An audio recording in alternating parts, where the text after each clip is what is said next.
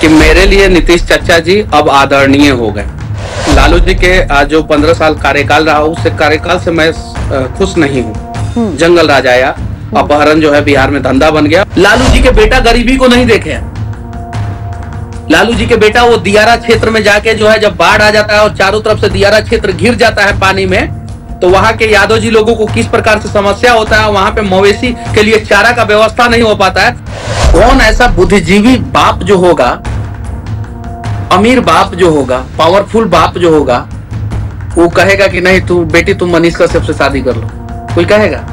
सब लोग कहते हैं मनीष वाह बहुत जिंदा दिल हो तुम, लेकिन मनीष वाह जिंदा दिल कैसे है ये सिर्फ मनीष वाह को पता है। और आज हम मनीष वाह, मेरा मतलब है मनीष कश्यप से खास बातचीत करेंगे तमाम मुद्दों पर, और खासकर बिहार में आए राजनीतिक तूफान को लेकर। मनीष कश्यप जी, बहुत बहुत स्वागत है आपका। बहुत बहुत धन्यवाद। और अयोध्या में मैं आप ही के चैनल पे जब हम लोग इंटरव्यू कर रहे थे सड़कों पे, एनएमएफ न्यूज पे, रूबिकॉन गाड़ी पे मैं बैठा था और आगे जो है एक टोयोटा का हाइलक्स था, उससे रिकॉर्डिंग हो रहा था। तो मैंने कहा था कि अब ये जो रथ है अयोध्या से राम जी का, वो बिहार की तरफ प्रस्थान होगा, और राम जी का रथ जो है बिहार में आ चुका है। तो बस शुरुआत मैं इसी से करूंगा कि अब मैं खुश हूं। कहा तो आपने 180 दिन को लेकर भी कुछ कहा था, हो तो पहले ही गया खेल, भविष्यवाणी सच हो गई, आपका बयान सर्कुलेट हो रहा है अब। 181 दिन हो जाता तो शायद लोग कहते कि मनीष कश्यप के कहने पे नहीं हुआ है। लेकिन देखिए, हम लोग भविष्यवाणी नहीं करते हैं, कहीं नहीं तो कहीं सच्चे मन से प्रार्थना करते हैं। और अगर आप सही चीज के लिए प्रार्थना करेंगे तो आप सफल होंगे। जैसे राम जी प्रार्थना किए थे कि समंदर जो है हमें रास्ता दे दे। समंदर ने जब रास्ता नहीं दिया तो राम जी बाण उठाए। तो हम लोग प्रार्थना करते हैं, अगर प्रार्थना से जो है सरकारें नहीं सुनती है तो हम लोग जो है सबक सिखाते हैं। मैंने एक विनती किया था मैंने अपने लाइव में, ये आपने तो बिहार में उस समय 3 FIR हो चुका था और तमिलनाडु में शायद से 5 FIR हो चुका था, तो टोटल 8 FIR हो चुका था। तो मैंने विनती किया था कि अगर मनीष कश्यप गिरफ्तार हुआ तो, मैंने कहा था अगर मनीष कश्यप गिरफ्तार हुआ तो 180 दिन के अंदर सरकार गिर जाएगी। यानी मैं विनती भी कर रहा हूं कि मुझे गिरफ्तार मत कीजिए, मैं गलत नहीं हूं। नहीं करते गिरफ्तार, आज जो है उप मुख्यमंत्री के कुर्सी पे जो है कोई दूसरा नहीं बैठता। ये चीजें सरकार चल रही होती। लेकिन मनीष जी, ये जो खेल पलटा है, इसके कयास बहुत दिनों से लगाए जा रहे थे। मतलब सोचिए, मुख्यमंत्री पद से इस्तीफा दिया है नीतीश कुमार ने मुख्यमंत्री बनने के लिए ही, और बन भी गए हैं। इस बार जो पलटी मारी है, अगर मैं कहूं सिर्फ नीतीश कुमार पलटे हैं तो गलत होगा, पलटे तो अमित शाह भी है। सवाल केंद्र पर भी उठ रहे हैं।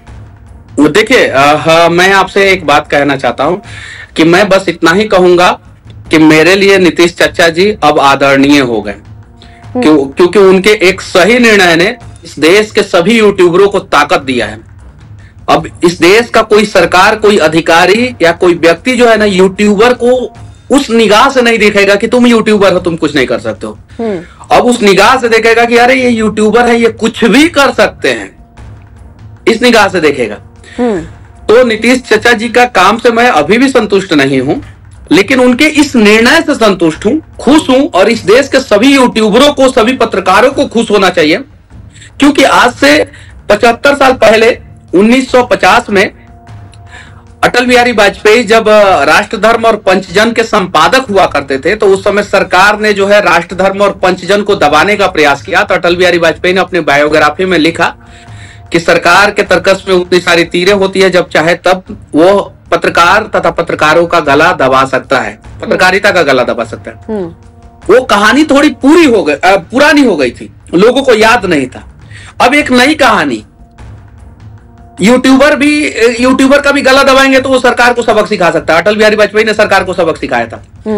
किसी भी सरकार को ये किसी ने नहीं दिया है पावर कि वो पत्रकार या यूट्यूबर का गला दबाए, चाहे वो पत्रकार लेफ्ट विंग का हो, राइट विंग का हो, सेंट्रल विंग का हो, किसी भी विंग का, चाहे उससे आपका मतभेद हो, मनभेद हो, आपका मैच नहीं करता हो विचारधारा, कोई फर्क नहीं पड़ता। लेकिन किसी भी पत्रकार का गला जो है दबाने का अधिकार जो है ना, सरकार को नहीं है और नहीं दबाना चाहिए। अगर जब जब सरकार पत्रकार तथा पत्रकारिता का गला दबाता है, तब तक सरकार खत्म होता है। पहला उदाहरण अटल बिहारी वाजपेयी, जवाहरलाल नेहरू ने कहा था एक बार सरकार बना के दिखाइए, 3 बार बनाया वो, पहला उदाहरण। दूसरा उदाहरण, इंदिरा गांधी ने जब पत्रकारों का गला दबाया, आपातकाल लगा के जो है अकबर रोड में सारे प्रिंट मीडिया के दुकानों, प्रिंट मीडिया के ऑफिस में जो है ताला पड़ा 2 बजे रात को, याद है ना आपातकाल जब लगा था तो क्या हुआ इंदिरा गांधी के साथ सबको पता है। पत्रकारों ने क्या किया सबको पता है। अटल बिहारी वाजपेयी पत्रकार थे, उन्होंने क्या किया सबको पता है। इंदिरा गांधी के समय में पत्रकारों ने क्या किया सबको पता है। और बिहार में एक यूट्यूबर पत्रकार ने क्या किया सबको पता है। तो हमारी ये ताकत है, ये ओवर कॉन्फिडेंस नहीं है, ये हमारा घमंड नहीं है, ये हमारा ताकत है कि भाई हम जनता के लिए, हम लोकतंत्र के चौथे स्तंभ को मजबूत करने के लिए हैं। हम आवाज उठाएंगे, हमारे आवाज पे पाबंदी मत लगाइए। और जब जब आप हमारे आवाज पे पाबंदी लगाइएगा तब तब हम कलम के ताकत से, हम लोग टीवी के ताकत से और हम लोग मोबाइल के ताकत से जो है आपको एहसास कराते रहेंगे कि पत्रकार भी इस धरती पे ताकतवर होते हैं। और उनके कहने पे सरकार बनती भी है, बिगड़ती भी है, और कभी कभी सरकार उनके कहने पे गिरती भी है। अच्छा, मुझे ये बताइए, सीएम कौन बन रहा है, डिप्टी सीएम कौन बन रहा है बिहार में, इसको लेकर तो बहुत चर्चा होती है, किसका खेल बिगड़ेगा, किसका खेल बनेगा। लेकिन बिहार की जनता के जो मूल मुद्दे हैं, जो उनकी जरूरतें हैं, जैसे मैं हर साल देखती हूँ जून जुलाई का एक ऐसा वक्त आता है जब बाढ़ आती ही आती है। इतनी सरकारें रही, मुख्यमंत्री तो खैर नीतीश को मैं इतना इंटरव्यू दिया मैं, क्या किया कम से कम आपने, मनीष जी, शिक्षा व्यवस्था है, स्वास्थ्य व्यवस्था है, पलायन नहीं रुक रहा है, समस्याएं तो जस की तस बनी हुई है। क्या बदल रहा है बिहार में? मुख्यमंत्री भी नहीं बदल रहा है, चीजें बदल रही हैं। चलिए ठीक है, इन तमाम चीजों के बीच में बिहार के बाढ़ पे चर्चा तो हुआ, बिहार के पलायन पे चर्चा तो हुआ, बिहार के शिक्षा व्यवस्था पे चर्चा तो हुआ। जब चर्चा होगा तो सुधार होगा, लेकिन चर्चा ही नहीं होगा तो सुधार कहां से होगा? पहले चर्चा होता था, नीतीश कुमार जी ने ये कहा, तेजस्वी जी ने ये कहा, सुशील मोदी जी ने ये कहा, सम्राट चौधरी जी ने ये कहा, विजय सिन्हा जी ने ये कहा, विजय चौधरी जी ने ये कहा, अशोक चौधरी जी ने ये कहा, ये सब चीजें, संजय जायसवाल जी ने ये कहा, नित्यानंद राय जी ने ये कहा, चिराग पासवान जी ने ये कहा, पप्पू यादव जी ने ये कहा। अब बिहार में इन्हीं नेताओं से चर्चा होगा कि बिहार बाढ़ पे आप क्या कहना चाहते हैं, आप शिक्षा व्यवस्था पे क्या कहना चाहते हैं, स्वास्थ्य व्यवस्था पे क्या कहना चाहते हैं। तो जब हम सवाल पूछेंगे तो सुधार भी होगा, लेकिन जब हम सवाल ही पूछना भूल जाएंगे तो अत्याचार होगा। जब एक बार देश के लोगों ने सवाल पूछना भूल गए थे, देश के लोग, सोने की चिड़िया हुआ करती थी भारत, तो आपस में ही लड़ना शुरू कर दिए, तो मुगल आ गए हमारे ऊपर और मुगल आके अत्याचार किए। जब अत्याचार किए तो शिवाजी, गुरु गोविंद सिंह जैसे लोगों के अंदर जोश आया और उन्होंने सवाल करना शुरू किया, तो मुगल शासन खत्म हुआ।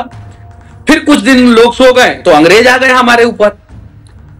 फिर जो है भगत सिंह, चंद्रशेखर आजाद, सरदार पटेल, जयप्रकाश नारायण, ऐसे ऐसे लोग जो है, कर्पूरी ठाकुर जैसे लोग जो है सवाल करना शुरू किए, श्री कृष्ण बाबू जैसे लोग सवाल करना शुरू किए, तो फिर अंग्रेज देश छोड़ के भागे। फिर उसके बाद बिहार के लोग सो गए, क्योंकि जब देश आजाद हुआ उस समय बिहार इस देश का सबसे समृद्ध राज्य हुआ करता था। ये मैं नहीं कह रहा हूं, 1963 में फोर्ड फाउंडेशन ने जो सर्वे किया था उसमें बताया था कि बिहार के लोग सबसे ज्यादा खुशहाल हैं। डेवलपमेंट रेशियो जो है 1963 में बिहार का नंबर 1 था पूरे देश में, और इकोनॉमी के मामले में बिहार देश में तीसरे नंबर पे था। चूंकि बिहार एक छोटा राज्य था और बंगाल बिहार से बड़ा था, महाराष्ट्र बड़ा था और भी बहुत सारे राज्य, तो तीसरे नंबर पे था बिहार। उसके बाद से बिहार के लोगों को लगा कि अरे सर्वे तो हो गया, हम तो सबसे आगे हैं, हमारे यहाँ तो बरौनी फर्टिलाइजर है, हमारे यहाँ एनटीपीसी है, हमारे यहाँ बोकारो स्टील सिटी है, हमारे यहाँ जमशेदपुर टाटा का फैक्ट्री है, हमारे यहाँ कोयला है, अबरक है, हमारे यहाँ गंगा नदी है, हमारे यहाँ सब कुछ है।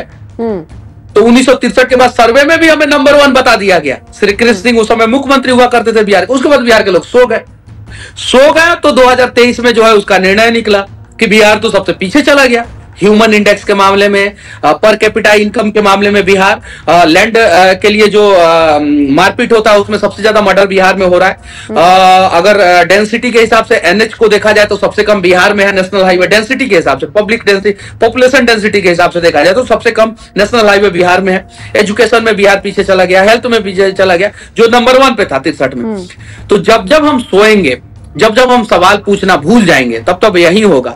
अगर 6 महीना कुंभकर्ण नहीं सोया रहा था तो रावण को शायद बताता है कि भाई तुम गलत कर रहे हो, तुम गलत कर रहे हो, तो रावण गलत नहीं करता। तो जब जब जो लोग भी सो जाएगा, हम लोग भी सो गए, हमारा बिहार पीछे चला गया। अब हम बिहार के लोग जग रहे हैं, हमारे ऊपर सवाल हो रहा है, हमसे बिहार के बाढ़ पे पूछा जा रहा है, शिक्षा व्यवस्था पे पूछा जा रहा है। और मैं दावे के साथ कहता हूं कि अगले 1 से 2 महीना के अंदर अंदर सरकार को नदियों से नदियों को जोड़ने वाला प्रोजेक्ट लाना पड़ेगा।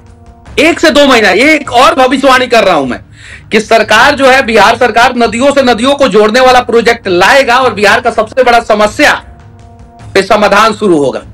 ये गारंटी, वादा है। क्योंकि ये प्रोजेक्ट जो है अटल बिहारी वाजपेयी का था। उन्होंने कहा था बिहार में भाषण में कि नदियों से नदियों को हम जोड़ेंगे, लेकिन उसके बाद से मनमोहन सिंह आ गए। कांग्रेस तो बिहार से ऐसे भी नफरत करती थी।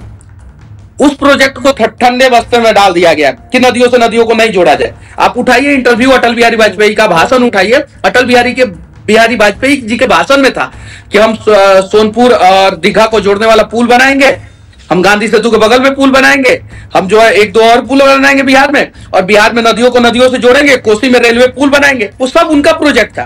कांग्रेस 10 साल जो है सबको ठप कर दी। नितिन गडकरी जी, मोदी जी आए तो सबको सही किए, लेकिन नदियों से नदियों को जोड़ने वाला प्रोजेक्ट अभी कंप्लीट नहीं हुआ है। तो हम नरेंद्र मोदी जी से विनती करेंगे कि जैसे आपने नर्मदा का पानी जो है गुजरात के रण, कच्छ और राजस्थान तक पहुंचा दिए, 542 किलोमीटर दूर पानी पहुंचा दिए, तो वैसे ही गंगा नदी के पानी को, कोसी, बागमती और गंडक नदी के पानी को जो है वाटर लिफ्ट करके जो है दक्षिण बिहार में पहुंचाया जाए, और इन सब चीजों पे चर्चा होगा और इन सब चीजों पे काम होगा।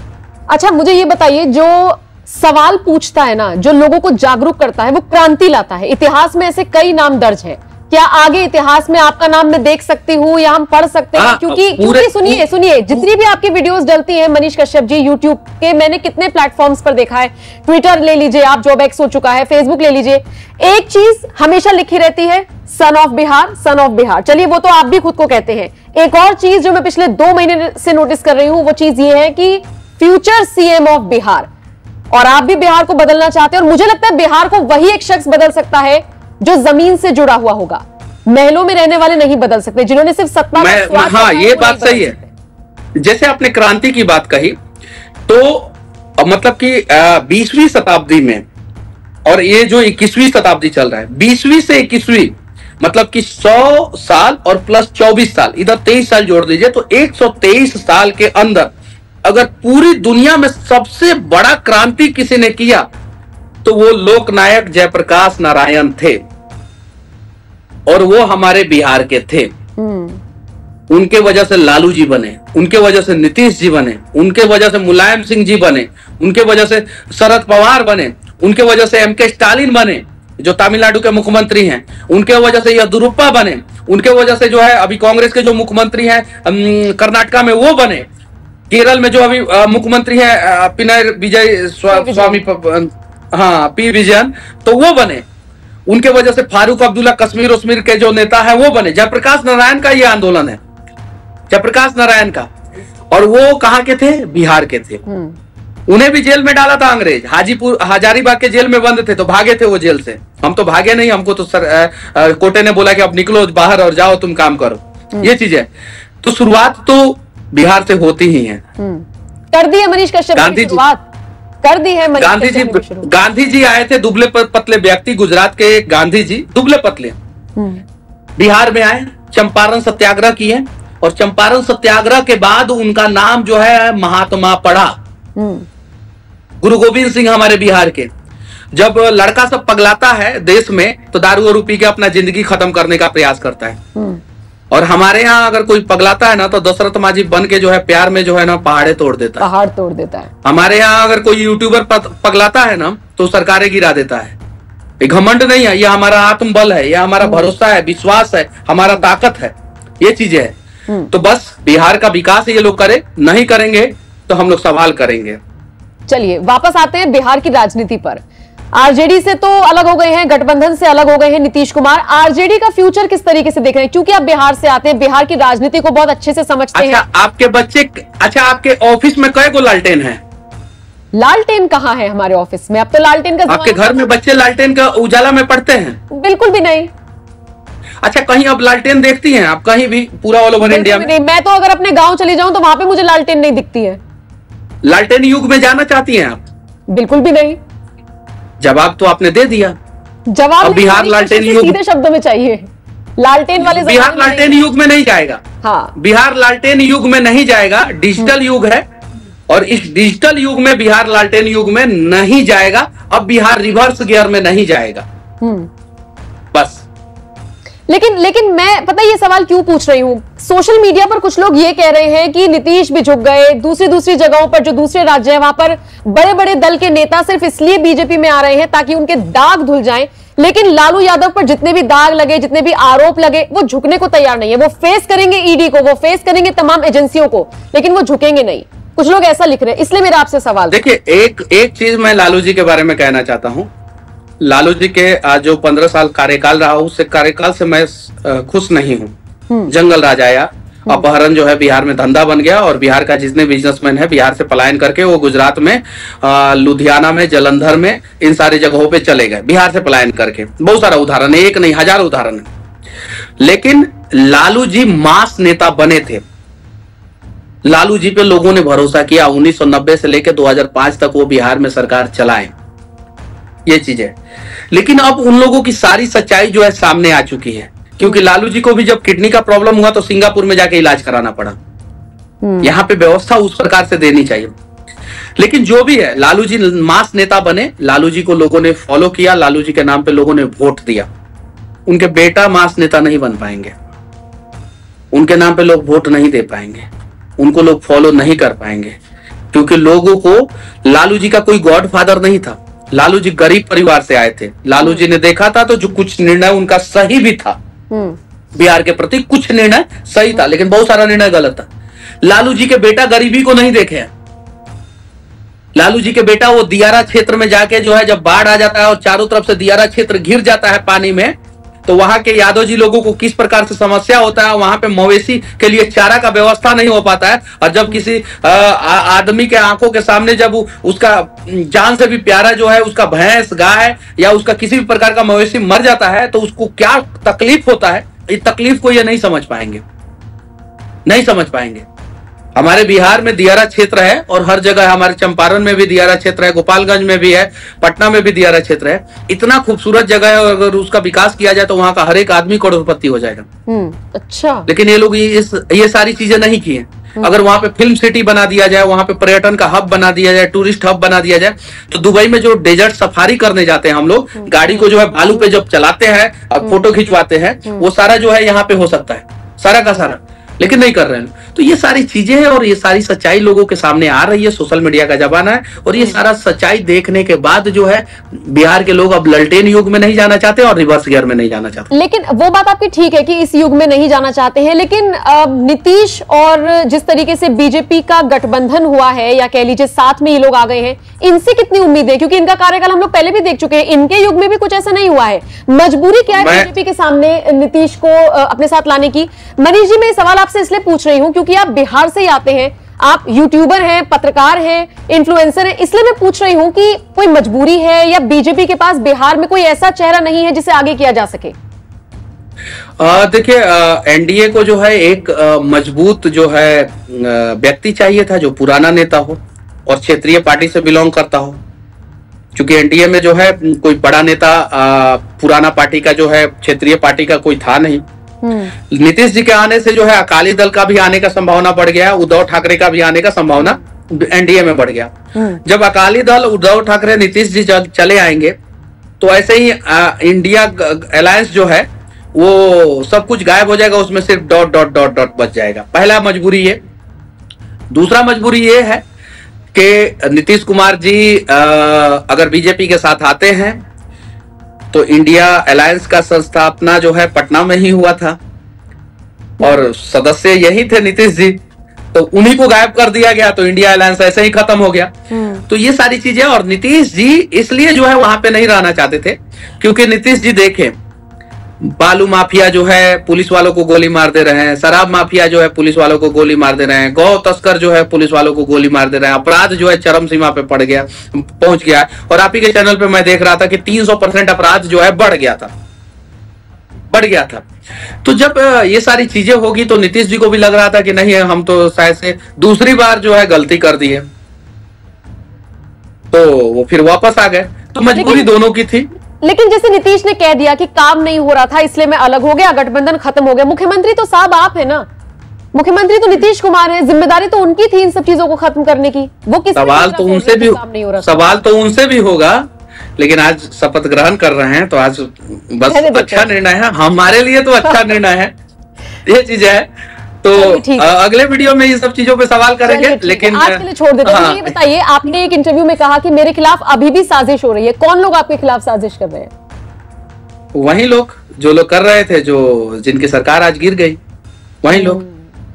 ये चीज है और दुनिया देखेगी। मेरे को जितना परेशान करेंगे ना, संघर्ष जितना बड़ा होगा ना, मंजिल उतना खूबसूरत होगा। ये लोग जितना मुझे परेशान करेंगे उतना मुझे संघर्ष करना पड़ेगा, और जितना मैं संघर्ष करूंगा मंजिल उतना ही खूबसूरत होगा।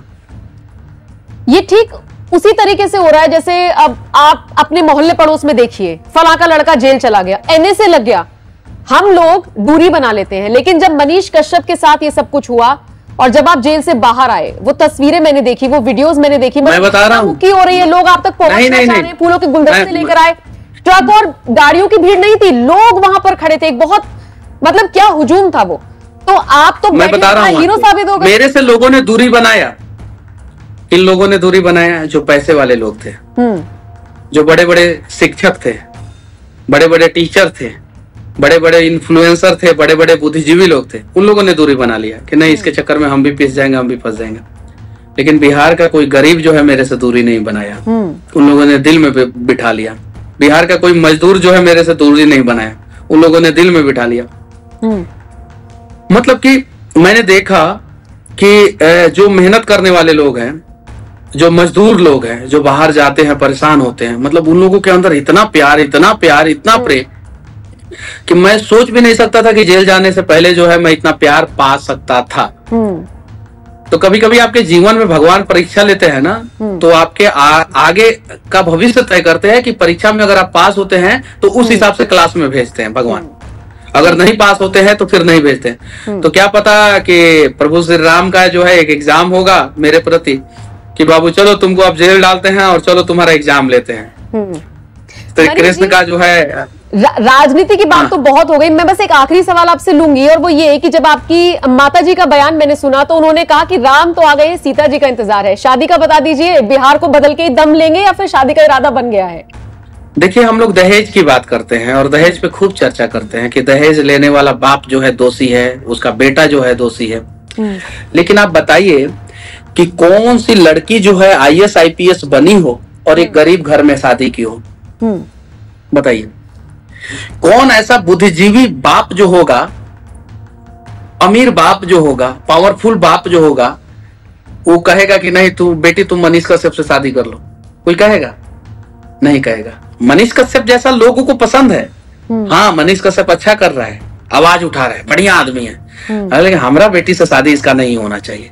ये समाज का ये सच्चाई है, इसको हम लोग झुटला नहीं सकते। कोई भी बाप ये नहीं चाहेगा कि जिसके दामाद के ऊपर 18 गो केस है उससे मैं अपनी बेटी का शादी कर दूं। कोई भी बाप नहीं चाहेगा। जिस दिन कोई बाप ऐसा होगा जो ये कहेगा कि मनीष तुमने समाज के लिए अच्छा काम किया है और मेरी बेटी से तुम शादी कर सकते हो, उस दिन मनीष कश्यप शादी करेगा, वरना मनीष कश्यप शादी नहीं करेगा। चलिए मनीष जी, बहुत बहुत शुक्रिया हमारे साथ जुड़ने के लिए और अपनी राय रखने के लिए। उम्मीद है कि जैसा आपने वादा किया है कि अगले वीडियो में और चर्चा होगी, नीतीश कुमार को लेकर करेंगे। बहुत बहुत शुक्रिया। बाकी आपने मनीष कश्यप को सुना, सन ऑफ बिहार जिसे कहा जाता है। बताइए क्या राय है आपकी, कमेंट बॉक्स में अपनी राय हमें जरूर दें। नमस्कार।